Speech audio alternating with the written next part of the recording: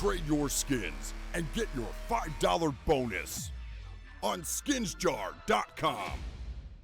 See description below if you want a bonus on your first trade.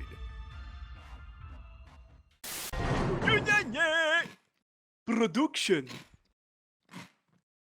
I've been thinking about doing this video for a while. I see that kind of comments a lot, asking Jeff, why don't you go pro? You're a really good player and you will perform really well. Well, first of all, thanks, that's lovely. I know, right, I'm a good player, but watch out, I am a good matchmaking player. I am a decent individual player. You see, you have to understand where I come from. I've played 5,000 hours on Counter-Strike Sourced and then 2,000 to 3,000 of hours on CSGO before giving up the idea of going pro. At the time, CS was not what it is today. It will be very common for people to practice weeks and weeks before attending a LAN with 50 euros of cash prize.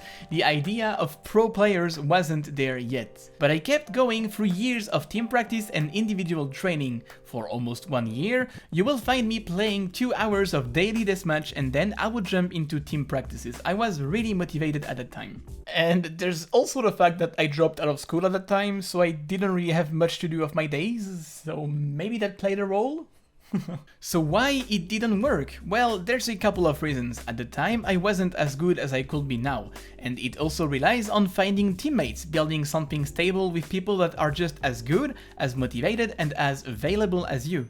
I like to say that playing in a team is a totally different game, and it is. When you play in a team, you're not here to shine, you are just here to get the job done. No matter how dirty and how boring your playstyle gets, you're here as a member of a team. You are not the center, you are not the only one, and if you need to be sacrificed, you have to accept it without even questioning it in the first place.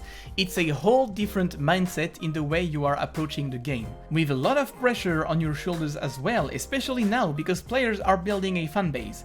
Playing in a professional environment means there's no room for mistake. Let's get through some of the struggles of trying to go pro. So first you will need a team, because it's a team game, so you will have to find teammates.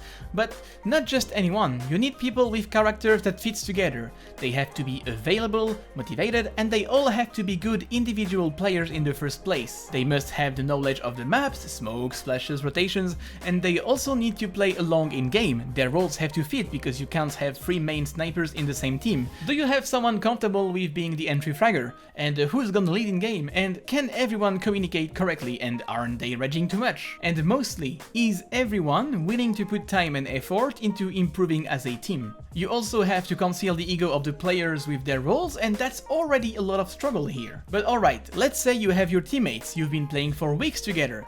Now you have to perform, you have to analyze your own matches, you have to review and understand your losses so that you can build a team spirit and progress. And this is gonna be time and energy consuming, obviously. And now, what if someone leaves the team at this point? Well, you have to find someone else and start again. And again, and again. This has been my experience. I went through that and it got me to quit. I've renamed myself from Jeff Wait and See to HOUNGOUNGAGNE and decided to play the game just as a game. I'm not excluding the possibility of maybe one day trying something, just that I would never do it from scratches. If I would have a good offer from a team who needs a fifth where I would fit, maybe I will try, but starting from the bottom, meh. As I've said before, it's a totally different game, and for sure when I see players on stage, I'm like, oh god damn it, I should be there, I should be in front of this crowd, this should be me. But it's easy to forget all the sacrifices the players made to get there. I've talked a little bit to the LDLC's players, and they practice 8 hours a day, 5 days a week, and then they play official matches as well. Playing is their job, the fun part is put aside. When you wake up in the morning, is 2 hours of deathmatch what you really want to do? No!